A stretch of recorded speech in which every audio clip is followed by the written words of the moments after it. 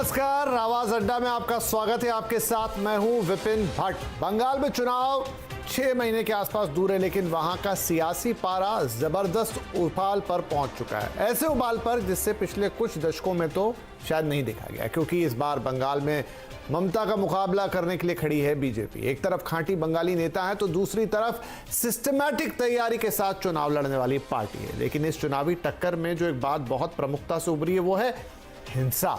हालांकि बंगाल में किसी भी स्तर पर होने वाले चुनाव का इतिहास रक्त रंजित ही रहा है, लेकिन इस बार हिंसा के लपेटे में नीचे से लेकर ऊपर तक सब आ रहे हैं। ताजा उदाहरण है बीजेपी अध्यक्ष नड्डा साहब के काफिले पर हुए पथराव का। इसकी सबसे ताजा मिसाल कहें इसे, इस घटना के बाद से ही बीजेपी आग बबूला है, तो ममता इसे नाटक बता रही है। जो भी हो, बंगाल की राजनीति में चुनाव आते आते ये संग्राम और तेज होता ही लग रहा है। तो आज आवाज अड्डा में इसी पर करेंगे खास चर्चा, और इस चर्चा में हमारे साथ शामिल हो रहे हैं कुछ खास मेहमान। बीजेपी के प्रवक्ता गोपाल कृष्ण अग्रवाल शिरकत कर रहे हैं, राजनीतिक विश्लेषक सोमनाथ सिंह राय हैं हमारे साथ, लेखक और सामाजिक राजनीतिक विचारक सवर्णा राय भी कार्यक्रम में शामिल हैं, और साथ ही जुड़ रहे हैं वरिष्ठ पत्रकार हर्षवर्धन त्रिपाठी और राजनीतिक विश्लेषक आशुतोष। आप सभी का बहुत बहुत स्वागत है। तो शुरुआत सोमनाथ जी मैं आपसे करता हूं। आप बंगाल की राजनीति को करीब से देखते भी हैं, पकड़ भी रखते हैं उसके ऊपर, तो ये बताइए, और राजनीतिक विश्लेषक भी हैं, कि कोई ना कोई एक व्यक्ति तो झूठ बोल रहा है। बीजेपी कह रही है कि ये टीएमसी का काम है, ममता बनर्जी कह रही है कि ये बीजेपी का ड्रामा है। कौन झूठ बोल रहा है आपके हिसाब से? नहीं, आपको भी मालूम है झूठ कौन बोल रहा है? नहीं, मुझे नहीं पता, मुझे नहीं पता। आप बताइए कैसे बोल रहा है। सबको मैं बता रहा हूँ, सबको पता है। अब कुछ साल पहले का अमित शाह जी का एक इंटरव्यू देख रहा था, वहां पर उसको पूछा था, 15 लाख का बात किया था मोदी जी ने इलेक्शन आने से पहले, उसका क्या हुआ? तब क्या बोला था? ये इलेक्शन का जुमला है। जब भी इलेक्शन आते हैं कुछ ना कुछ जुमला लेकर बीजेपी आते हैं। अभी उन लोगों का टारगेट है बंगाल, अभी तो कुछ जुमला करेंगे, कुछ तो नाटक करेंगे यहाँ पर, ये नाटक। लेकिन उन लोगों को पता नहीं है ये नाटक बांग्ला में नहीं चलेंगे, ये बंगाल में नहीं चलेंगे।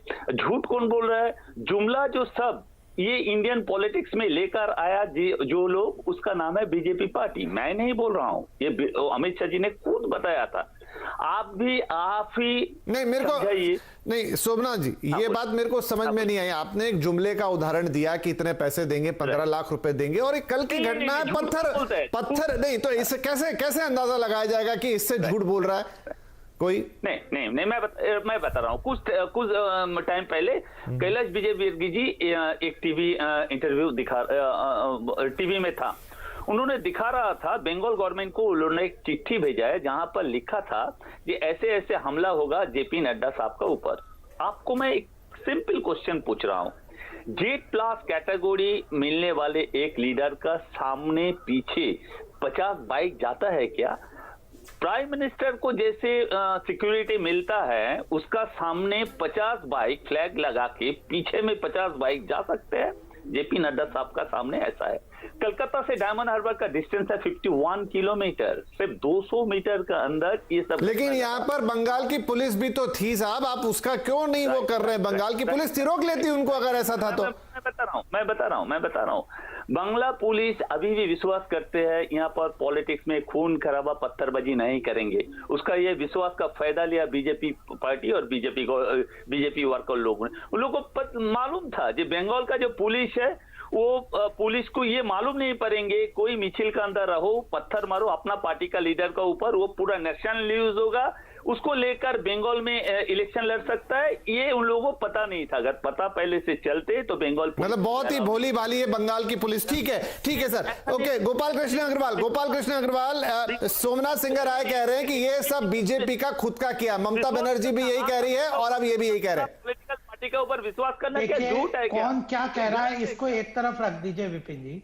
महत्वपूर्ण है कि सामने क्या दिख रहा है, फैक्ट क्या है। बीजेपी झूठ बोल रही है या ममता बनर्जी झूठ बोल रही है, इसको एक तरफ रख दीजिए। फैक्ट क्या हो रहा है कि वहां पे झंडे लेके पुलिस के सामने पत्थरबाजी हमारे अध्यक्ष जी के काफिले पे हुई है, और वह उसमें कई लोग हमारे घायल हुए हैं, जनरल सेक्रेटरी भी हुए हैं। अगर इस देश में यह उसके बाद यह चर्चा करेंगे कि पार्टी के 17 प्रदेशों में सत्ता में जो है और केंद्र में जिसकी सरकार है और बहुत मजबूती से जीतती आ रही है डेमोक्रेसी में, प्रजातंत्र में, वह अपने ऊपर इस तरह के हमले करवाती है तो यह हास्यास्पद नहीं है तो क्या है। और आपने जैसे इनसे पूछा, इसका कोई जवाब नहीं है कि वहां पे इनकी पुलिस खड़ी थी। अगर हमारे लोग पत्थर फेंक रहे थे तो वही तो उनके बगल में ये लोग खड़े थे, तो उनको क्यों नहीं अरेस्ट किया, वही कर लेते। टीएमसी के झंडे लेके हमारे लोगों ने हमारे अध्यक्ष के ऊपर पत्थर मार दिए। ये कैसी हास्यास्पद करते हैं, मतलब बचकाना भी होती है और मतलब बचकानी हरकत भी होती है, उसमें भी बिल्कुल ही मतलब अजीब सी हरकत कर रहे हैं। और एक बात नहीं है, आप 130 लोग हमारे कार्यकर्ता पिछले 6-8 महीने में मारे गए हैं, उनके मर्डर हुए हैं, जघन्य अपराध हुआ है, जिसके ऊपर पोस्टमार्टम भी कईयों के नहीं हुए ढंग से, जिसके ऊपर हाई कोर्ट और लोअर कोर्ट और उनको जाके इनके पोस्टमार्टम करवाने पड़े। उसके बाद पुलिस कोई एक्शन नहीं लेती। अभी 2 दिन पहले सिलीगुड़ी में हमारे कार्यकर्ता का मर्डर हो गया। मतलब इस तरह की चर्चा करना और उसके बाद चीफ मिनिस्टर का बयान देखिए, क्या भाषा का प्रयोग कर रही है। बाहरी कौन है, आउटसाइडर आ गए क्या, नड्डा जी आउटसाइडर है। और ये भी हमने कह दिया क्या, उनके दिमाग में घुस गए क्या ममता जी के जो शब्दों का उन्होंने प्रयोग किया, ये भी बीजेपी ने उन्हें लिख के दे दिया क्या वो भाषण को, कि बीजेपी के अध्यक्ष के लिए क्या शब्दों का उन्होंने प्रयोग किया। और आउटसाइडर और इनसाइडर, ये सारी बातें, मतलब कुछ तो शर्म होनी चाहिए। शर्म भी बिल्कुल नहीं, निर्लज्जता का हक कर रहे हैं ममता बनर्जी और इनके ये गुंडे। क्या समझते हैं प्रजातंत्र में अपने आप को, ये जी प्रजातंत्र का मतलब इस तरह की गुंडागर्दी। ठीक है गोपाल जी, सबर न रहा है क्योंकि सबरना है हमारे साथ और बंगाल को ये भी बहुत करीब से जानते हैं। जैसा हमने शुरू में भी कहा कि बंगाल में चुनाव रक्तरंजित होते रहे, लेकिन इस बार जो चीजें देखने को मिल रही है, अब एक किसी राष्ट्रीय पार्टी के अध्यक्ष के काफिले पर पत्थर चल रहे हैं, उसके बाद बयानबाजी भी तंज के रूप में सामने आ रही है। आप इसे कैसे देखेंगे? सच झूठ की तो बात अलग है, ठीक है, गोपाल जी भी कह रहे हैं कि सच झूठ में मत आइए, लेकिन फैक्ट तो सामने दिख रहा है, ये बात तो सही है। देखिए, अब बीजेपी बोलेगी कि ये टीएमसी का किया कराया है और टीएमसी बोलेगी कि ये बीजेपी का नाटक है।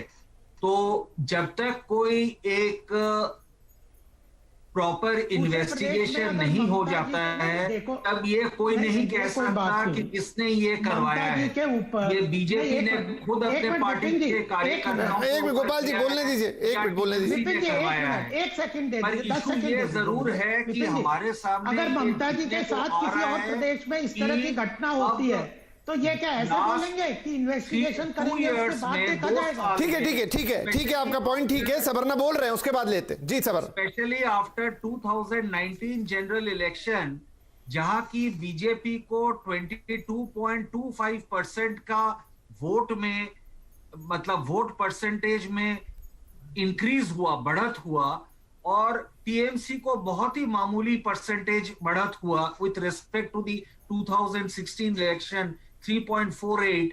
तब से हम देख रहे हैं कि एक लॉ एंड ऑर्डर का नैरेटिव बनाने में बीजेपी लगी हुई है। अब इसका, मेरे इस बयान से आप ये मत सोचिए कि मैं बोल रहा हूं कि कल की घटना में बीजेपी ने ये खुद करवाया है, लेकिन ये एक लंबे नैरेटिव का अंश है।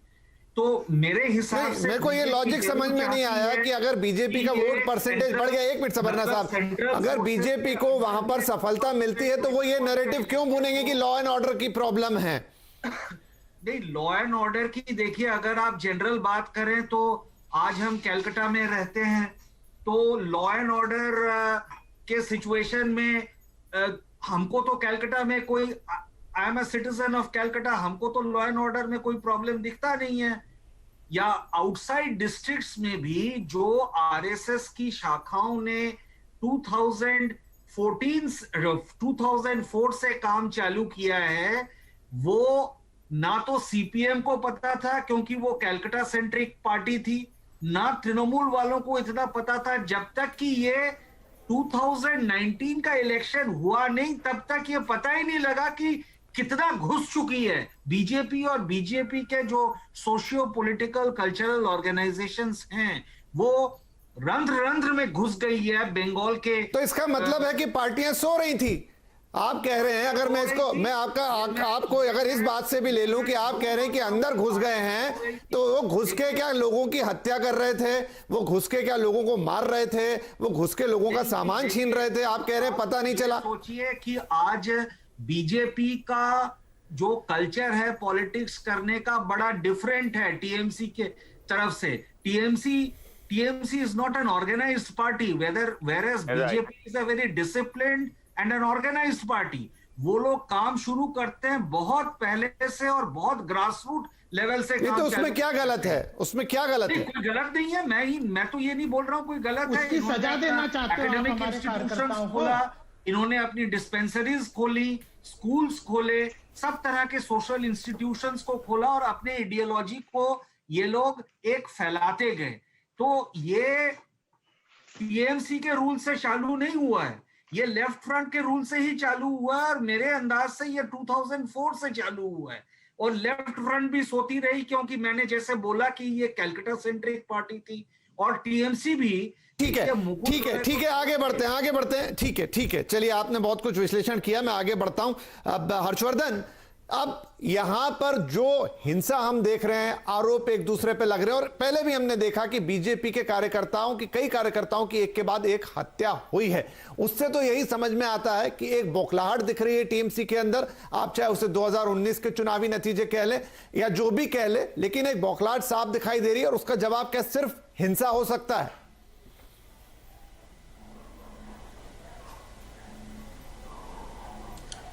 विपिन जी, पहली बात तो ये कि अगर राजनीति में हिंसा पर इस तरह से मैं भी सुन रहा था, मुझे जो अभी साथी जो पैनलिस्ट हैं, तो राजनीति में हिंसा पर इतने आसान तरीके से बात अगर करेंगे तो फिर राजनीतिक विश्लेषण की थोड़ा सा गुंजाइश, फिर जिसको हम कहते हैं कि विश्लेषण कर रहे हैं, तो वो शायद फिर छूट जाता है। अभी मैं सुन रहा था तो बीजेपी का वोट शेयर बढ़ गया, उसके बाद से लॉ एंड ऑर्डर की प्रॉब्लम हो गई, कोई कह रहा है कि अपने कार्यकर्ताओं को खड़ा कर दिया।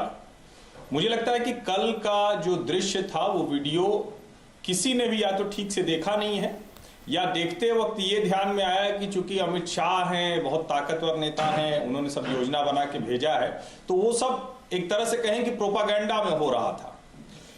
कोलकाता से डायमंड हार्बर जो भी 50-60 किलोमीटर की दूरी है, सड़क के दोनों तरफ, और एक जगह नहीं 6 से 7 जगह इस तरह के हमले हुए। पुलिस असहाय स्थिति में रही क्योंकि उतना डिप्लॉयमेंट किया नहीं गया। तृणमूल कांग्रेस के झंडे थे, सबके वीडियो हैं, और राष्ट्रीय मीडिया में कल से लेकर आज तक इसकी चर्चा होनी चाहिए थी कि क्या किसी राज्य में राजनीतिक कार्यकर्ता सत्ता के संरक्षण में इतना नंगा नाच कर सकता है, इतनी बड़ी बेशर्मी हो सकती है। और वो राजनीतिक हिंसा पिछले 3.5 दशक में, यानी 11 के पहले के 3.5 दशक में जिस वामपंथी हिंसा संस्कृति का शिकार रहा, जिस पर भारत के बुद्धिजीवी पत्रकार अपना मुंह सिल लेते हैं, शर्मनाक है ये, सिर्फ इसलिए कि वहां वामपंथी सरकार थी, और अब इसलिए नहीं बोल रहे हैं कि भारतीय जनता पार्टी आ जाएगी। ये कौन सा नैरेटिव हम लोग खड़ा कर रहे हैं? और शर्मनाक है कि अगर बंगाल में 2019 में 40% मत के साथ 18 लोकसभा सीट भाजपा जीत जाती है, तो यह दिक्कत है कि लॉ एंड ऑर्डर की सिचुएशन इस वजह से खड़ी की जा रही। मुझे लगता है कि कल का दिन भारतीय लोकतंत्र में एक आत्ममंथन का दिन है, भारतीय मीडिया के लिए भी, और जो भी लोग कहते हैं कि राजनीति में शुचिता होनी चाहिए, राजनीतिक हिंसा की जो ये कुसंस्कृति है जो पूरी तरह से वामपंथियों की दी हुई है, इस देश में और कहीं राजनीतिक हिंसा नहीं होती। गुंडागर्दी, अपराध, बड़े बड़े अपराधी बाहुबलियों का राजनीति में आना, ये सब होता है, लेकिन सिंडिकेट बन जाए, पार्टी कार्यालय से चलने लगा पूरा का पूरा शासन, आपको छोटा सा ठेका पट्टा से लेके कोई बड़ा काम करना है, टीएमसी के सांसद से सिंडिकेट वाले पैसा लेने पहुंच जाते हैं। और ये आधी बात बताई जाती है जब कहा जाता है कि 125 से ज्यादा कार्यकर्ता भारतीय जनता पार्टी के मारे गए। जाने कितने टीएमसी के, कांग्रेस के और दूसरे कार्यकर्ता भी मरे। हम इस वामपंथी हिंसा की संस्कृति, जिसको वामपंथी हिंसा की संस्कृति को ममता बनर्जी ने और डिग्री आगे बढ़ा दिया, उस पर चर्चा करना चाहिए। ये सरकारें तो आती जाती रहेंगी, और जिस तरह की भाषा का इस्तेमाल किया ममता बनर्जी ने, उनके नेता मदन मित्रा हैं, वो कह रहे हैं कि अब दोबारा भवानीपुर आएंगे नहीं ये लोग। इस तरह का हमने सबक सिखा दिया, उसके बाद भी ये टीवी पर कैसे कोई कह सकता है कि ये सिर्फ प्रोपागेंडा है, ड्रामा रचा गया है। जी ठीक है, बढ़िया। यहाँ पर सोमनाथ जी कुछ कहना चाहते हैं, लेकिन उससे पहले मैं एक बार आशुतोष, नहीं रुकिए, आशुतोष जी के पास जाऊंगा। आशुतोष जी, बहुत वैलिड प्रश्न है ये कि आखिर क्यों बंगाल में राजा राम मोहन राय, विवेकानंद, रविन्द्रनाथ टैगोर, ऐसे लोगों की धरती, इतनी महान धरती, और वहां का चुनाव देखिए रक्षरंजित।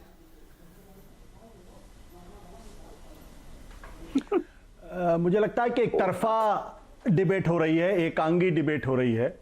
आप राजा राम मोहन राय, रविन्द्रनाथ ठाकुर की बात करते हैं तो मैं तो वेदों की बात करता हूं, शंकराचार्य की बात करता हूं। ये सारी भारत भूमि है। हिंसा बंगाल में जरूर हुई है, लेकिन क्या अकेले बंगाल में हिंसा हुई है? अभी कल मनीष सिसोदिया के घर पे जो घुस के बीजेपी के कार्यकर्ताओं ने जो तोड़फोड़ की है, वो पुलिस की मौजूदगी में की है। पुलिस वहां साथ खड़ी हुई थी, पुलिस कुछ नहीं कर रही थी। उस पर चर्चा नहीं होनी चाहिए। अभी जेपी नड्डा के उस पर हमला हो गया है, तो बड़ा हंगामा हो रहा है। निश्चित रूप से इसकी निंदा होनी चाहिए और जम के निंदा होनी चाहिए। लेकिन मैं आपको याद बता दूं कि बनासकांठा में 4 अगस्त 2017 राहुल गांधी एसपीजी प्रोटेक्टी, उनके ऊपर हमला हुआ, बड़े बड़े पत्थरों से हमला हुआ। उसकी तस्वीरें भी आप सब लोगों के पास है, आप गूगल करिए, भी आपको मिल जाएगा। 2014 के जो पार्लियामेंट के चुनाव हो रहे थे, अरविंद केजरीवाल गुजरात गए हुए थे, वहां उनके ऊपर एक बार नहीं कई बार हमला हुआ। न केवल उनके ऊपर हमला हुआ, बल्कि उनके साथी जो दूसरे लोग थे उनके ऊपर जम के हमला हुआ। तो ये कह देना कि सिर्फ बंगाल के अंदर हिंसा हो रही है, अगर बंगाल में हिंसा हो रही है तो मनीष सिसोदिया के घर पे हिंसा वो किसने की, किसके तहत हो रही थी? दिल्ली तो सीधे अमित शाह के नीचे काम करती है। कोई आदमी के खिलाफ कोई कार्रवाई हुई नहीं? कार्रवाई हुई। आशुतोष जी, हम जिस बंगाल की हिंसा की बात कर रहे हैं, एक मिनट आशुतोष जी, नहीं एकांगी नहीं, लेकिन मैं आपसे यही पूछूंगा कि क्या ये तुलनाएं का मौका मिला मुझे बोलने? नहीं, मैं तो आप ही को बोलना है सर। मैं कह रहा हूं कि ये दोनों जो तुलनाएं आप कर रहे हैं क्या सही हैं?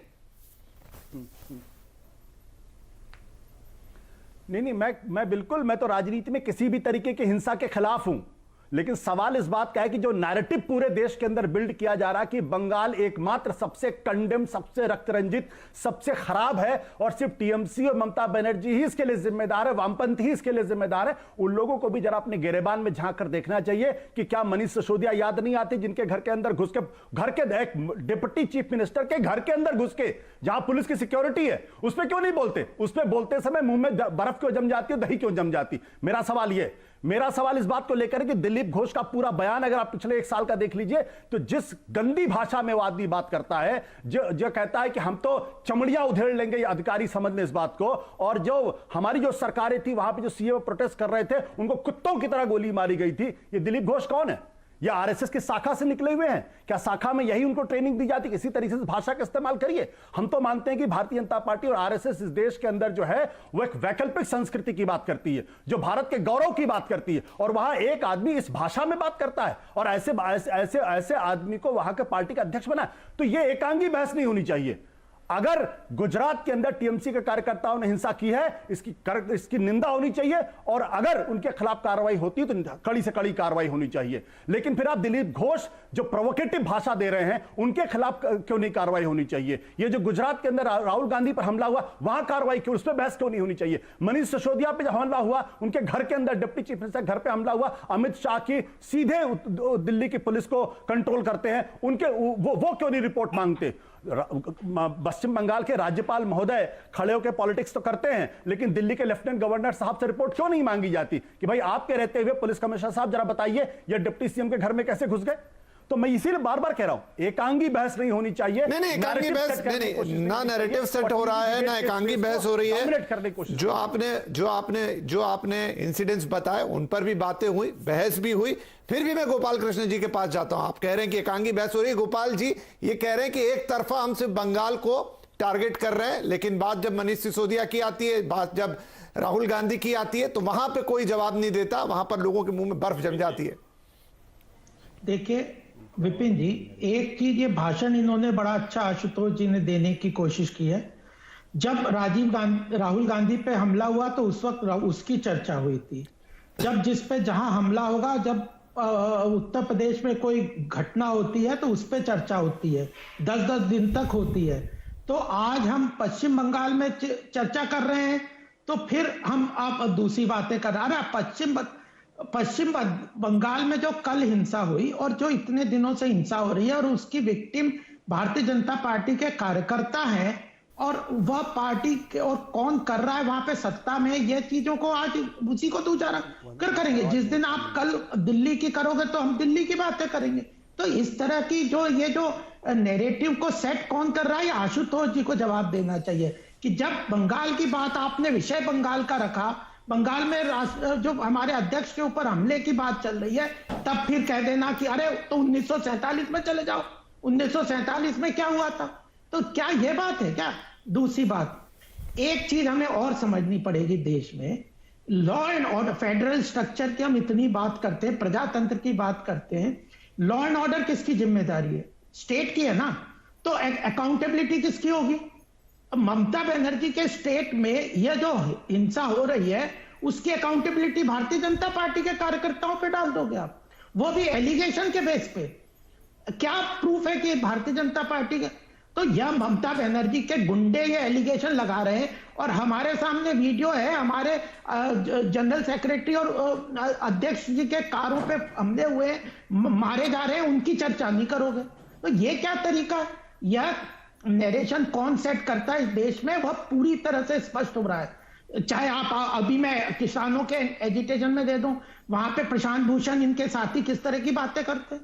वो कहते हैं कि शर्जील इमाम और उसकी बातें करते हैं, तो उनके सपोर्ट में आंदोलन को ले जाते हैं। तो कौन नरेशन चेंज करता है, कौन बढ़ाता है, ये आशुतोष जी जवाब दे। इनके साथी प्रशांत भूषण, योगेंद्र यादव क्या करते हैं? तो देश यह चीजें तो इनको समझनी चाहिए। जो लॉ एंड, पहली बात सबसे महत्वपूर्ण इसमें बात है कि आज पश्चिम बंगाल में लॉ एंड ऑर्डर की जिम्मेदारी प्रदेश सरकार की है। अगर भारतीय जनता पार्टी के लोगों ने किया है तो उनको भी पकड़ के जेल में डाल दो। ये नहीं कह सकते कि इनकी प्रोग्राम है। इस तरह की बातें करना अपने आप में बहुत या तो घटिया है या बहुत ही ठीक है सर। आशुतोष, एक छोटा सा रिएक्शन। तो एक और बात जी कि ममता बनर्जी के शब्दों को आप गोष्ठी के शब्दों के साथ मिलाओगे। ममता बनर्जी पोस्ट पे बैठी हुई है, वो चीफ मिनिस्टर है, उसने जितने घटिया शब्द हमारे राष्ट्रीय अध्यक्ष के लिए इस्तेमाल किए, तो क्या दिल्ली के अंदर अमित शाह जो सीधे गृह मंत्रालय देखते हो, दिल्ली की जगह लॉ एंड ऑर्डर सीधे गृह मंत्रालय का अधीन आता है, क्या उनकी जिम्मेदारी नहीं है? क्या लेफ्टिनेंट गवर्नर से सवाल जवाब पूछते हुए कार्यकर्ताओं को गिरफ्तार नहीं किया जाना चाहिए? क्या उस पर बहस नहीं होनी चाहिए? लेकिन गोपाल जी ने एक शब्द उस पर नहीं बोला। यह हैरानी की बात है, तकलीफ की बात है। जब राहुल गांधी पे हमला हुआ तो हमें बुलाया तो हमने उस पर बोला।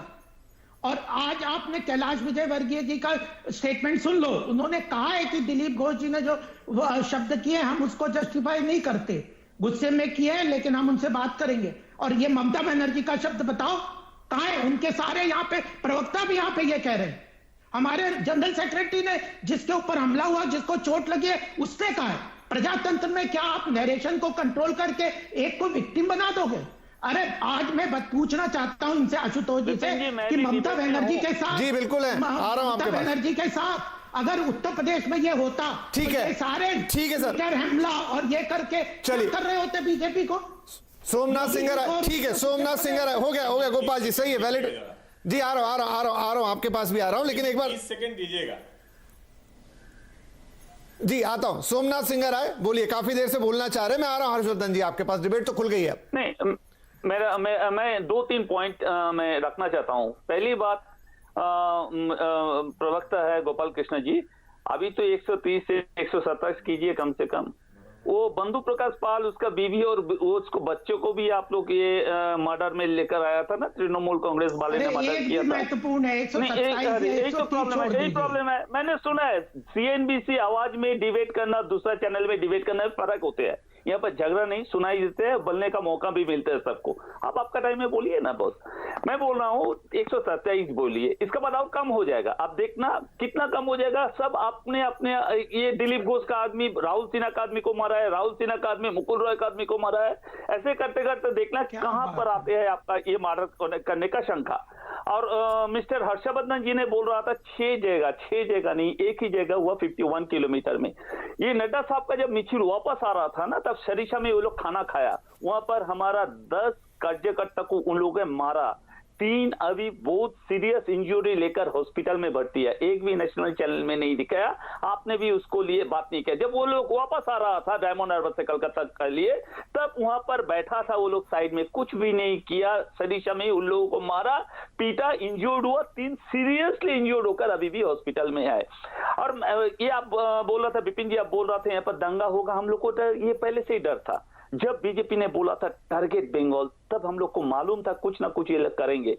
दंगा लगाने का कोशिश किया, नहीं हुआ। क्यों नहीं हुआ? यहाँ पर हिंदू और मुस्लिम भाई भाई जैसे रहते हैं। ममता बनर्जी का लीडरशिप में यहाँ पर सेकुलरिज्म नाम करके जो चीज है, ये सबसे अच्छा ही यहाँ पर दिखाई देते हैं। इसीलिए ये लोग यहाँ पर दंगा नहीं कर पाएंगे। यहाँ पर ये लोग डेवलपमेंट के लिए कुछ बात नहीं कर, मैं गाँव गाँव जाओ, बिजली है, रास्ते है, सबका सब सुखी है। जब कोरोना में पूरा नरेंद्र मोदी जी फेल किया, तो एक बात बताइए सिंघराय साहब कि 2019 के चुनाव में फिर 40% का वोट परसेंट ऐसे ही ले गई बीजेपी। जब कोई पसंद ही नहीं कर रहा, सब कुछ खराब करने की कोशिश कर रहे हैं, तो ऐसे ही ले गई।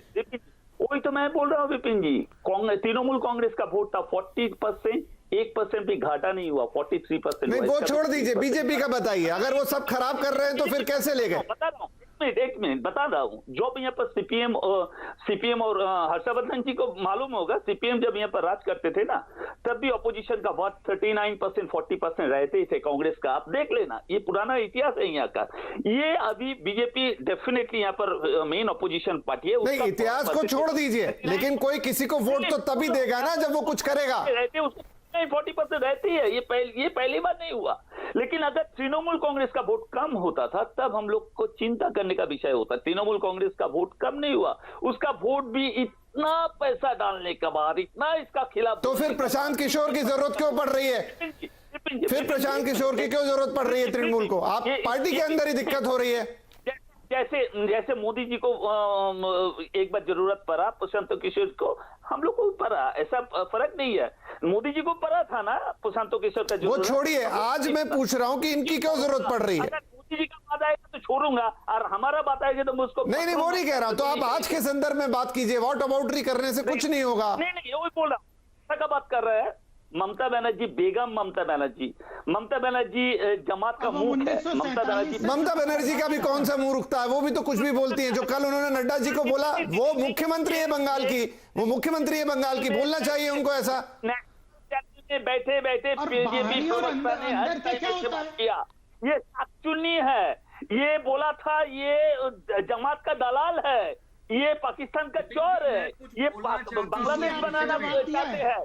ये भाषा कोई चुने वाले चुप 7 बार का चुने वाले कोई एमपी में बोलता है क्या? ये लोग कौन सा भाषा ममता बनर्जी के खिलाफ बोलते हैं, पता है आपको? आप ममता बनर्जी के खिलाफ बोलना बंद कीजिए। देखिए, ममता बनर्जी के खिलाफ किसने क्या बोला, लेकिन वो इतना मायने नहीं रखता जितना ममता बनर्जी वो मुख्यमंत्री हैं, वो पार्टी की अध्यक्ष हैं, उनसे पूरा एग्जाम्पल सेट होता है। फिर हम ये सवाल पूछेंगे कि उनको किसी ने क्या कहा, और अगर उनको किसी ने गलत बोला है तो गलत से गलत का जवाब देंगी। तुम पत्थर मारोगे और मैं सिर्फ डॉक्टर के पास जाके उसमें दवाई लगाएंगे क्या? नहीं तो फिर ऐसा नहीं, लेकिन आप कहां बैठे हैं वो भी तो देखेंगे। हर्षवर्धन त्रिपाठी ये बताइए कि क्या ममता बनर्जी को बंगाल में अपनी जमीन खिसकती हुई लग रही है? ये भी दिमाग में रखना चाहिए पहले बीजेपी वाले को। आपसे सुभाष चंद्र रविन्द्रनाथ का नहीं, खुदीराम फूलो चाकी का बात कीजिए। ये जरा तृणमूल कांग्रेस के प्रवक्ता को शांत कराइए तो मैं बोलूं। जी सोमनाथ जी, हो गया सर। सोमनाथ जी, फिर आता हूं आपके पास। हर्षवर्धन, आप शांत कराइए तो मैं बोलूं। जी बोलेंगे आप, बोलने का बाकी क्या रखा आप? आपको तो पता ही नहीं है बंगाल के बारे में। पहले तो अच्छा है कि हम लोग ये बात कर रहे हैं, और उसमें आशुतोष जी ने वो विषय ले आया जो बड़ा जरूरी था, और राष्ट्रीय टेलीविजन पर ये सब दर्शकों को देखना समझना चाहिए। बड़ा अच्छा समय चल रहा है। आशुतोष जी ने कहा कि दिल्ली के deputy chief minister Manish Sisodia के ऊपर हमला हुआ और उसकी चर्चा देश में नहीं हो रही है। बंगाल में भारतीय जनता पार्टी के राष्ट्रीय अध्यक्ष पर हमला हुआ और उसकी चर्चा हो रही है। उन्होंने अगली लाइन जोड़ी कि अमित शाह के पास ही तो दिल्ली की पुलिस है, और वो बोलते बोलते एक जगह बोल गए कि गुजरात में टीएमसी के कार्यकर्ता अगर कुछ गड़बड़ करते हैं तो उसकी निंदा होनी चाहिए। तो ठीक है, ये दिल दिमाग पर इस तरह से गुजरात चढ़ा हुआ है राजनीतिक विश्लेषकों के और पत्रकारों के, तो ये बड़ा अच्छा है। लेकिन अब चलिए ये बात करते हैं, खुलकर बात होना ज्यादा अच्छा है।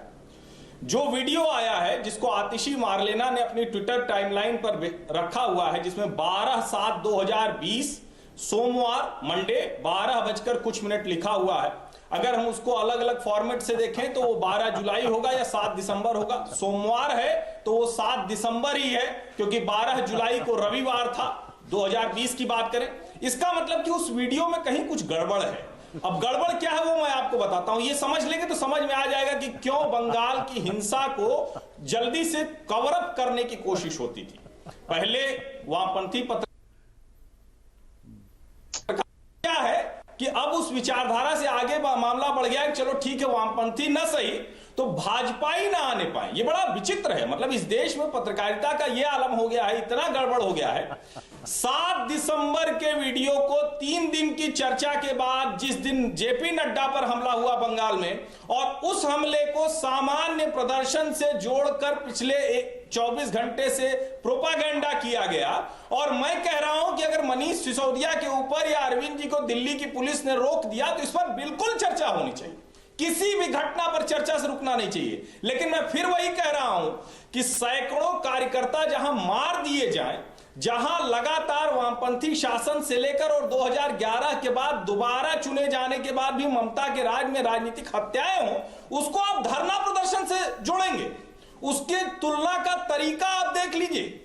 और मैं कहता हूं कि अगर आपको यह तरीका और देखना है तो जब आप कह रहे हैं कि गुजरात में राहुल गांधी जी के ऊपर भी पत्थर चले, तो जरा उसकी भी सूची निकाल लीजिए कि गुजरात में भारतीय जनता पार्टी का शासन है। गुजरात मॉडल पे बहस बड़ी अच्छी लगती है तथाकथित सेकुलर ब्रिगेड को। तो आप तय करिए कि गुजरात में उस तरह की कितनी हत्याएं हुई जितनी नरसंहार बंगाल में लगातार राजनीतिक कुसंस्कृति के दौरान होता रहा। या कहिए एक एक सूची में बताना शुरू करूं। और नंदीग्राम और सिंगूर में क्या हुआ कि कारोबारी बंगाल जाने से डरने लगा। यही ममता बनर्जी पीट के विधानसभा पहुंची थी, उन्हीं वामपंथी गुंडों ने मारा था। मैं इस कुसंस्कृति पर बात करना चाह रहा हूं कि जो हत्या, दंगा, मारकाट, और अगर बूथ पूरा लूट लेना, तो आपने नहीं सुना होगा बिल्डिंग में ताला लगा दिया जाता है। ये बंगाल की जो संस्कृति है, इसकी बात करने की जरूरत है। 2019 के लोकसभा चुनाव में अलग सवर्णा राय भी आना चाहते हैं, लेकिन पहले आशुतोष से जवाब लेंगे। आशुतोष, ये प्रश्न मेरा भी है कि क्या हम चीजों की तुलना ऐसे कर सकते हैं? विपिन जी, सबसे पहले तो मैं आपसे पूछना चाहता हूं कि क्या मनीष सिसोदिया के घर पे हमला भी हुआ या हमला नहीं हुआ, पहले ये स्पष्ट कर दीजिए। क्योंकि ये जो हर्षवर्धन जी के ऊपर आपने लिखा ना, वरिष्ठ पत्रकार, मुझे तो लगता है कि इन्होंने अखबार पढ़ना बंद कर दिया, टीवी देखना बंद कर दिया। सारे अखबार, सारे टीवी वाले में सिर्फ झूठी बोल रहे हैं और दिल्ली पुलिस भी झूठ बोल रही है। तो अब मैं इस पे क्या बहस की जाए। मैं तो इतनी सी बात कहता हूं कि मैं इस बात का बड़ा धन्यवाद अदा करता हूं कि कम से कम मैं कम्युनल ब्रिगेड का हिस्सा नहीं हूं। मैं बड़े गर्व के साथ सेकुलर ब्रिगेड का हिस्सा हूं। बड़े गर्व के साथ मैं कहता हूं, मैं इस देश की सेकुलर संस्कृति का, सेकुलर ब्रिगेड का हिस्सा हूं। मैं कम्युनल ब्रिगेड का हिस्सा नहीं हूं। मैं कम्युनल नहीं हूं। जो कम्युनल है वो अपने गिरेबान में झांक कर देखे और सवाल पूछे कि जो आंखों के सामने दिख रहा है उसके बारे में भी कह रहे हैं कि प्रोपेगेंडा है। अब इस पर मैं हंस सकता हूं, इसके अलावा मैं कुछ नहीं कह सकता। मैं तो यही आपसे गुजारिश करूंगा, कृपया नाम के ऊपर वरिष्ठ पत्रकार लिखा है उसको सार्थक करने की कोशिश करनी चाहिए। दूसरी बात जो है, अब ये गुजरात के अंदर अगर राहुल गांधी जो कि एसपीजी प्रोटेक्टी हैं, उनके ऊपर हमला हो तो चर्चा नहीं होनी चाहिए। मनीष सिसोदिया के अंदर हो तो उसको आप कह दीजिए तो प्रोपेगेंडा है, वो तो झूठ है और उसके ऊपर तो बहस नहीं होनी चाहिए। वो वामपंथियों की एक प्रोपेगेंडा है। लेकिन बंगाल के अंदर हुई है तो कहीं 127 जो है वो बीजेपी के कार्यकर्ता मारे गए। जरा लिस्ट निकाल लीजिए और पता चल जाएगा कितने बीजेपी के मरे, कितने टीएमसी के मरे। हिंसा कहीं भी हो, चाहे वो केरला के कुन्नूर इलाके में हो जहां आरएसएस के लोगों के ऊपर वामपंथी हिंसा करते हैं, वहां मृत्यु होती है, वहां हत्याएं होती हैं, वो भी गलत है। और चाहे बंगाल के अंदर हिंसा हो, चाहे वो बीजेपी का कार्यकर्ता मरता है, चाहे वो टीएमसी का कार्यकर्ता मरता है, वो भी गलत। वो हिंदुस्तान में हो रहा है। और अगर आज के सिविलाइज सोसाइटी में अगर हिंसा को अगर आप एक तरफा हिंसा को जस्टिफाई करेंगे, दूसरी तरफ की हिंसा को आप सही ठहराएंगे। आप दिलीप घोष की बात की भाषा जो है वो कोई एक सभ्य पॉलिटिशियन की भाषा है? क्या एक सभ्य नागरिक की भाषा है जिस भाषा का इस्तेमाल वो करते हैं? क्या इसको हम सैंक्टिफाई करेंगे? क्या इसको हम जस्टिफाई करेंगे या नहीं करेंगे? ये बहुत अच्छा है कि आप टीएमसी की भाषा पे आपको आपत्ति होती है, लेकिन इस देश के प्रधानमंत्री के पद पर बैठे हुए लोगों की भाषाएं बिगर आप देखेंगे तो आपको पता चलेगा किसको जर्सी गाय बोला गया, किसको हाइब्रिड बच्चा बोला गया, किसके बारे में कहा गया कि 5-25 ये, और किसके बारे में कहा गया इतने करोड़ की गर्लफ्रेंड, किसके बारे में कहा गया। तो जरा एक तरफा बातचीत ना हो तो अच्छा है। हम सब लोग हमाम में बराबर के नंगे हैं और किसी एक को सर्टिफाई कर देना और बाकी लोगों को खारिज कर देना, यही मैं कहता हूं यह नैरेटिव बिल्ड किया जा रहा है पश्चिम बंगाल के बारे में कि पश्चिम बंगाल जो है वहां तो सब ध्वस्त हो चुका है। जी आशुतोष, कुछ और बोलना चाहेंगे? हो गई बात आपकी पूरी?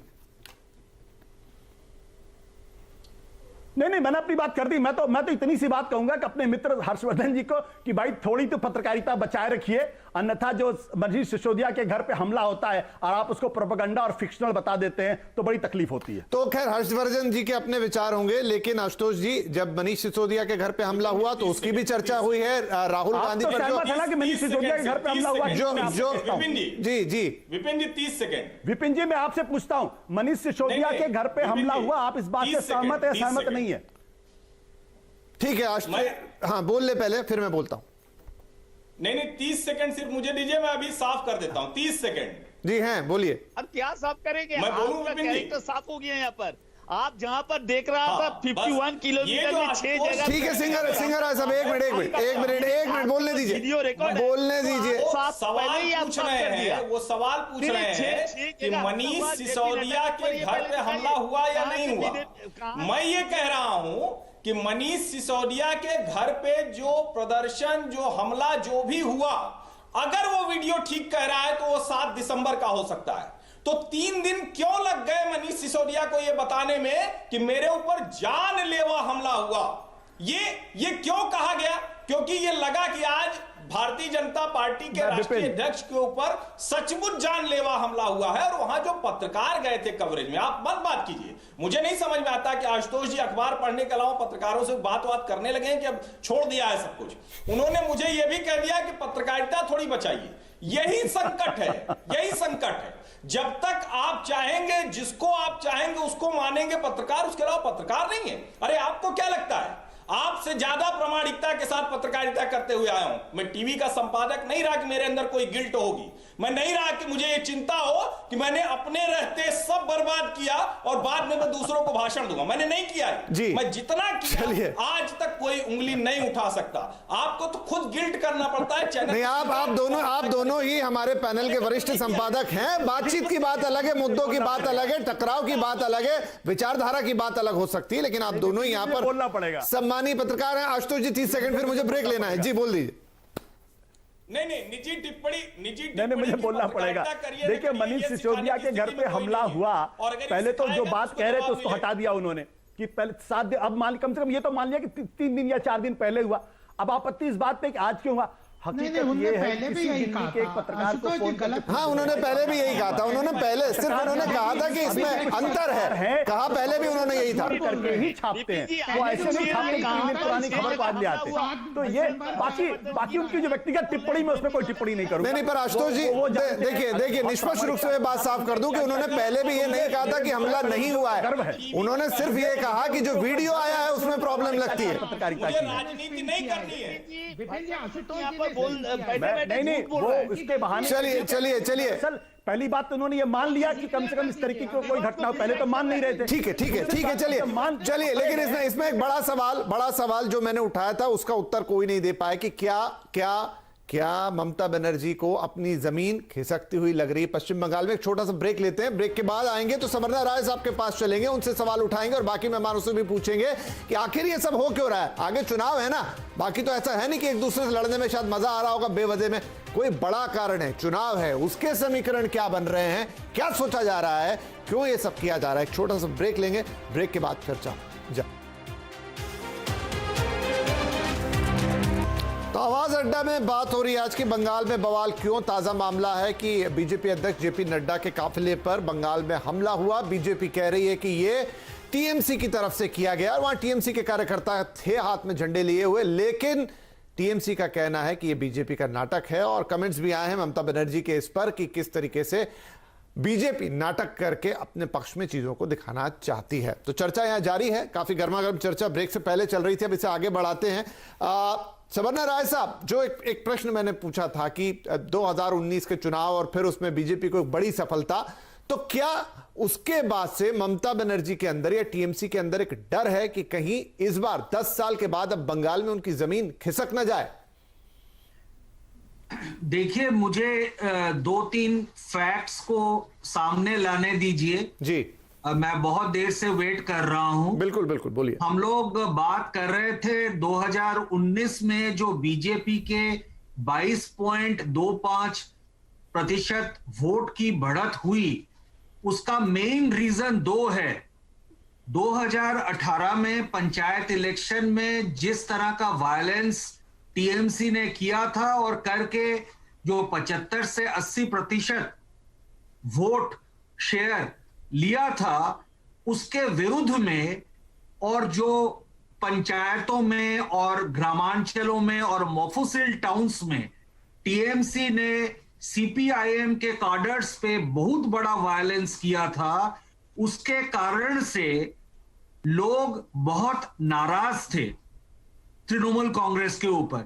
उसके कारण क्या हुआ, देखिए कि इंडियन नेशनल कांग्रेस और कम्युनिस्ट पार्टी का दोनों मिला के 21% वोट कम हो गया और उस 21% में से स्विंग हुआ भारतीय जनता पार्टी की तरफ, क्योंकि लोगों ने सोचा कि इस पार्टी में डिसिप्लिन है, नया पार्टी है बंगाल के लिए, तो कुछ ना कुछ हमारे लिए चेंज आएगा। और भारतीय जनता पार्टी के पास ये जरूर है कि मसल पावर भी है और पैसा भी है।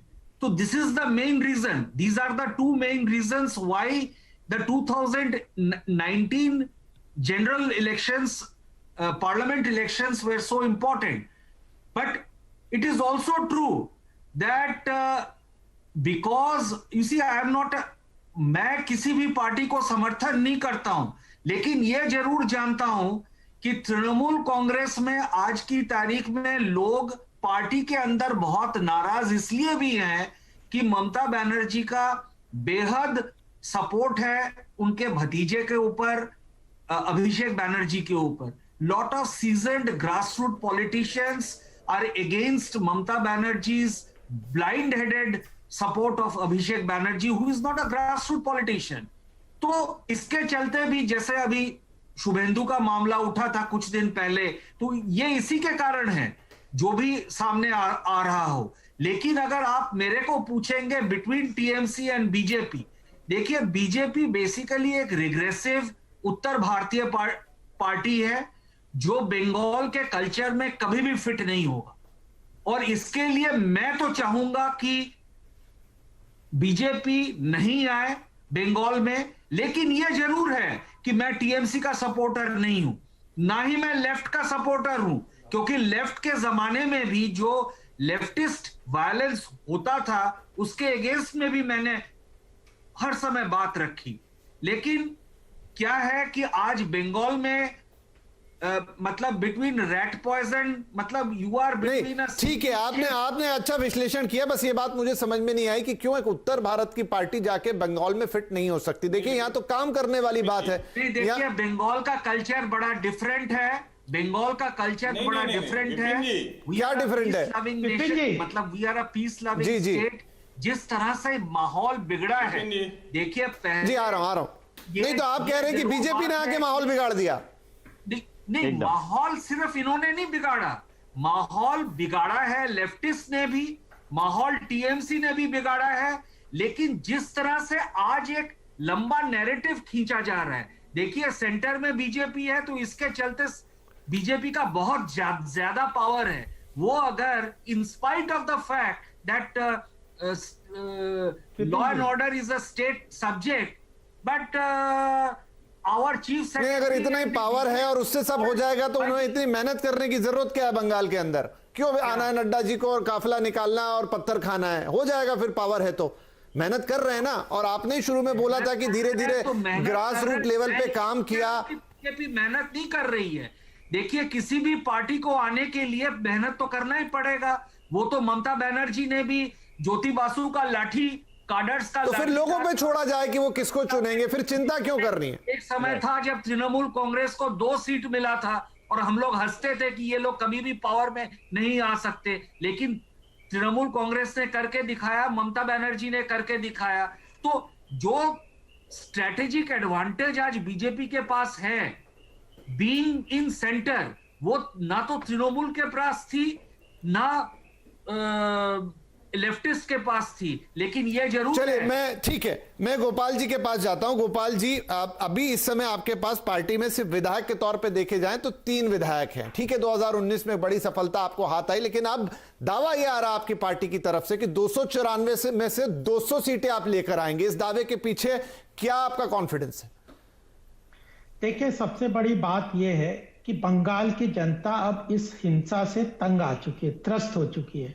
जैसे सवर्णा जी ने कहा कि मैं इनकी इस बात से बिल्कुल वाकिफ नहीं रखता कि बंगाल पीसफुल है। बंगाल इंटेलेक्चुअल जरूर है, लेकिन आज कई वर्षों से कम्युनिस्ट और उसके बाद टीएमसी ने उसको पूरी तरह से हिंसात्मक बना दिया है। सवर्णा जी, मैंने आपको बोलने दिया, आप बीच में मत बोलिए। 7% देखिए, आपके बीच में मैंने नहीं बोला। आप अपनी एकेडमिक एनालिसिस अपने पास रखिए, सुन लिया हमने। ठीक है, दूसरी महत्व, सवर्णा जी बोलने दीजिए, सवर्णा जी बोलने दीजिए, गोपाल जी को बोलने दीजिए। देखिए, आज कोई भी नहीं कह सकता कि बंगाल की राजनीति पीसफुल है। ममता बनर्जी ने भी संघर्ष और हिंसा के बीच में ही वहां पे सफलता प्राप्त की थी, और उसको अब जब कम्युनिस्ट ने उनके ऊपर अनलीश किया था हिंसा, जब उन्हें लगा कि कम्युनिस्ट लोग यहां से जाने वाले और ममता आने वाली है, तो उसकी विक्टिम ममता जी थी, और उस विक्टिमाइजेशन को भी हमने देखा। तो जो विक्टिमाइजेशन ममता ने सहन किया, उसी तरह की हिंसा वो अब जाने के समय में भारतीय जनता पार्टी के कार्यकर्ताओं पे कर रही है। इसके बारे में हम बहुत आश्वस्त हैं, इसलिए हम जीतेंगे। दूसरी बात, ममता जो पश्चिम बंगाल है वो इंटेलेक्चुअल लोगों की है। विवेकानंद जी है, रविन्द्रनाथ ठाकुर है, बड़े बड़े क्रांतिकारी वहां पे हुए। प्रखर राष्ट्रवाद वहां के खून में है, लेकिन कम्युनिस्ट और ममता ने उसको हिंसा में परिवर्तित कर दिया, और अब समय आ गया, वहां की जनता प्रखर राष्ट्रवाद पे जाने को तैयार है। और हम आज पूरे देश में प्रखर राष्ट्रवाद और के लिए खड़ा कोई है तो वह आइडेंटिफाई भारतीय जनता पार्टी से आते हैं। यह दूसरा हमारा विश्वास है। तीसरा जो है, डिविजिव पॉलिटिक्स को अगर देखें, मुस्लिम तुष्टीकरण, अल्पसंख्यक तुष्टीकरण, उससे पूरा देश अब त्रस्त हो चुका है। उसके कारण जो कांग्रेस ने, कम्युनिस्ट ने और जो रीजनल पार्टीज ने एक वोट बैंक बनाने का माइनॉरिटी को किया था, उससे भी त्रस्त हो गया। तो ये तीनों कंडीशन, और हम सुवर्णा जी हमें बोलने आपके पास आ रहा हूं, सोमनाथ जी आ रहा हूं, रुकिए, आप बोलिएगा अपनी चांस पे। तो फिर मैंने जो ये 3 महत्वपूर्ण बात की है, मुस्लिम माइनॉरिटी अपीजमेंट से देश त्रस्त हो चुका है, प्रखर राष्ट्रवाद के लिए बंगाल भी तैयार है, भारत में भारतीय जनता पार्टी उसके लिए जानी जाती है, और हिंसा के खिलाफ हम लोग मजबूती से संघर्ष करने वाले हैं। ठीक है सर, ममता से डरने वाले हैं, ठीक है, भूल जाएंगे कि हम ये हिंसा से हम डरने जाएंगे। हमने 70 साल 65 साल संघर्ष किए, इमरजेंसी में भी किए, और कम्युनिस्ट का बंगाल में, त्रिपुरा में। ठीक है गोपाल जी, तो आप पूरे कॉन्फिडेंट हैं? ठीक है, ठीक है, आप पूरे कॉन्फिडेंट हैं। मेरे पास समय कम रह गया तो मैं क्विकली जवाब लूंगा। सोमनाथ सिंगारा, क्विकली बताइएगा, आप बात रखना चाह रहे थे और मैं यही चीज आपके पास भी लेकर आ रहा हूं कि तृणमूल में घबराहट दिख रही है। नहीं, मैं गोपाल कृष्ण जी का बात में, आप घबराएंगे कैसे? गांधी जी का खून आपका हाथ में रंगा हुआ है। 2002 में दंगा में, गुजरात का अब उनका छोड़िए, अपना बताइए, उनका छोड़ दीजिए, मैं बात तृणमूल की कर रहा हूं। क्यों डरेंगे आप? क्यों डरेंगे?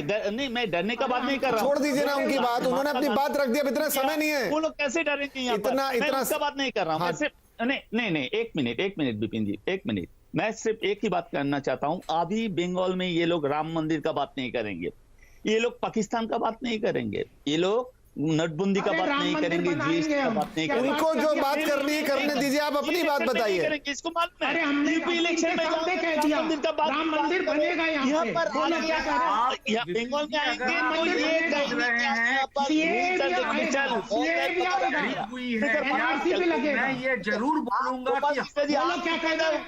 आप कितना बका यहाँ पर वो सिटीजनशिप किया मैंने अमेंडमेंट भी सुना। आएगा बंगाल में, आप और एनआरसी भी लगेगा, राम मंदिर भी बनेगा। ठीक है गोपाल जी, हो गया। गोपाल जी एक बार इनकी बात सुन लेते हैं, समय मेरे पास कम रह गया। सोमनाथ जी अब आपका बताइए, वो क्या करेंगे, मत गिनाइए, उनको छोड़ दीजिए। नहीं मैंने बोल दिया ना, बड़ा होता राम है मंदिर तो के लिए हम नाम खड़े हुए हैं, बनेगा। घेव घेव कर रहे हैं वहाँ पर बैठे बैठे। अमेंडमेंट भी आएगा। आप जितने तक घेव घेव किया मैंने सुना है कि नहीं। ठीक है सोमनाथ जी, सिर्फ सोमनाथ जी का ऑडियो। सोमनाथ जी बोलिए, फटाफट बोलिए, समय मेरे पास नहीं है अब। एक ही बात कहना चाहता हूं, बीजेपी यहां पर शांति व्यक्त करने का कोशिश कर रहा है, नहीं होगा। ममता बनर्जी का डेवलपमेंट, हिंदू मुस्लिम का रिलेशन, बंगाल में ममता बनर्जी जैसे रखा है ऐसे रहेंगे। यहां पर गांव का डेवलपमेंट, शहर का डेवलपमेंट, जो प्रोग्रेस हो रहा है बंगाल में, ये प्रोग्रेस ममता बनर्जी का नेतृत्व में 2021 में भी पावर में आएंगे। आप लोग लोकसभा का भूल जाइए, लोकसभा बिहार में 188 सीट में लीड था बीजेपी का, उसमें क्या हुआ, 124 में आ गया, वो भी चिराग पासवान और मीम को हेल्प से। यहां पर भी ऐसा ही होगा, 18 सीट जीता है, लेकिन यहां पर आप 120 सीट में लीड था उस टाइम भी, और हमारा लीड था 160। ठीक है चलिए, अब समय कम रह गया मेरे पास। आशुतोष के पास में जा रहा हूं। आशुतोष, जो मेन सवाल है कि जिस तरह की घबराहट टीएमसी के अंदर दिख रही है, चाहे वो प्रशांत किशोर के आने से हो, क्योंकि कुछ नेताओं ने तो मुंह पे बोल दिया है कि हमें नहीं पसंद है, और ये क्या प्रशांत किशोर आके हमें राजनीति सिखाएंगे, या ममता का जो झुकाव है अपने भतीजे की तरफ, उस पर भी लोग नाराज हैं, और जो थोड़ी सी इनकम्बेंसी, थोड़ी नहीं ठीक ठाक हो सकती है, 10 साल का राज है, कि ये सब चीजें ममता बनर्जी के लिए हर्डल बनेंगी। विपिन, आपका सवाल बहुत बढ़िया है और मैं उसका जवाब थोड़ा सिलसिलेवार तरीके से देना चाहता हूं। देखिए, आज की तारीख में बीजेपी चाहती है कि पश्चिम बंगाल की पूरी पॉलिटिक्स जो है वो बाइपोलर हो जाए। इस बाइपोलर में तभी होगा जब बीजेपी लगातार टीएमसी पर हमले करेगी और टीएमसी को एक्सपोज करने का काम करेगी। और लेकिन बीजेपी के साथ जो एक्स्ट्रा एग्रेशन है, उसका कारण क्या है, मैं आपको बताता हूं। 2014 में भारतीय जनता पार्टी का जब पार्लियामेंट का इलेक्शन हुआ था तो 18% वोट मिला था और टीएमसी को 40% वोट मिला था, ठीक है। लेकिन 2016 में यह 18% घट के हो जाता है 10%, और टीएमसी का असेंबली पर वोट प्रतिशत बढ़ के हो जाता है 44%। 2019 में बीजेपी का वोट प्रतिशत जो 2016 में 10% था, वो बढ़ के हो जाता है 39%, और अगर आप पार्लियामेंट चुनाव से करेंगे तो 22% का इजाफा बीजेपी के वोट बैंक में होता है, और जो टीएमसी का है वो 43%, यानी टीएमसी कंसिस्टेंटली 40% प्लस उसको वोट मिलता है।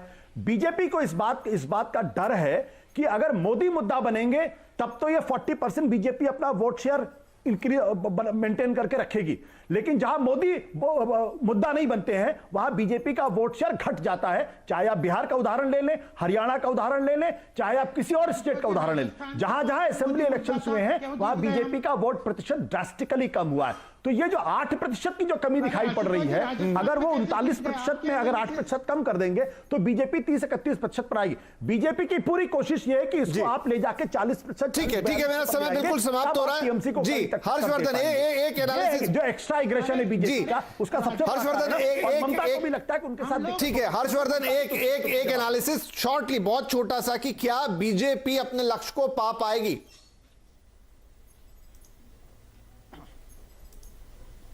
नहीं, मैं सिर्फ 30 सेकंड में जवाब दूंगा। एक तो ये कि बंगाल में अगर कोई भी ये कहेगा, कितना भी बड़ा बुद्धिजीवी पत्रकार कोई भी कहेगा कि भाजपा हिंसा करने जा रही, तो लोग हंसेंगे, इसके अलावा कुछ नहीं होगा। दूसरा, 2007-8 से 2011 तक के बंगाल के राजनीतिक घटनाक्रम का अध्ययन, सुनना जी एक मिनट, 2018 से 21 में ठीक उसी की पुनरावृत्ति होती हुई दिख रही है। 2007-8 से 2011, 2017-18 से 2021 वही पुनरावृत्ति होती दिख रही है। आखिरी टिप्पणी है, समय कम है इसलिए इतने में। विपिन जी, मेरे को 10 सेकंड 30 सेकंड मैं बात बोल सकता हूँ? 10 सेकंड। सोमनाथ जी रुकिए, उनको बात पूरी करने दीजिए। हर्षवर्धन, अरे क्या बात, उसका बात तो सुन ही लिया, सबको मालूम ही पड़ गया वो लोग क्या बात करेंगे, उसका नया क्या है? अरे विपिन जी इनको नहीं, ठीक है, मैंने अपनी टिप्पणी कर दी विपिन जी, क्योंकि मुझे चलिए ठीक है, एक एनालिसिस लेना था, देखिए कौन क्या कर रहा है, कौन नहीं कर रहा है, किसकी भाषा कैसी है, किसका संवाद कैसा है, किसने पत्थर मारा, किसने हत्या की, वो सब क्यों हो रहा है? इसीलिए हो रहा है ना कि चुनाव है आगे, तो उसी के समीकरण की तो बात अंत में करेंगे कि जो दो लक्ष्य लेकर दो पार्टियां चल रही हैं आखिर वो कहां पहुंचेंगी, उसके चुनाव के जो जोड़ घटाव हैं, जो गणित है, उसमें कहां फिट बैठेंगे। तो चलिए, चुनाव थोड़ा दूर है अभी, लेकिन उससे पहले जैसा हमने शुरू में कहा कि बंगाल की सियासत का पारा गर्म नहीं है, उबल रहा है। तो क्या आगे कुछ और हिंसात्मक घटनाएं देखने को मिलेंगी? ना हो तो बेहतर है, क्योंकि हिंसा से चुनाव और रक्तरंजित होते हैं, गंदे होते हैं, लेकिन उसका किसको कितना फायदा मिलता है इसका हिसाब शायद किसी के पास नहीं हो सकता। तो किन मुद्दों पर यह चुनाव आगे जाएगा और किन चीजों पर यहां हम आगे बढ़ते हुए देखेंगे पार्टियों को, या फिर हमले होते हुए देखेंगे, ये शायद थोड़े दिनों में और साफ होगा, क्योंकि ये बंगाल के चुनाव है। बहरहाल आप सभी का इस कार्यक्रम में शामिल होने के लिए बहुत शुक्रिया। नमस्कार।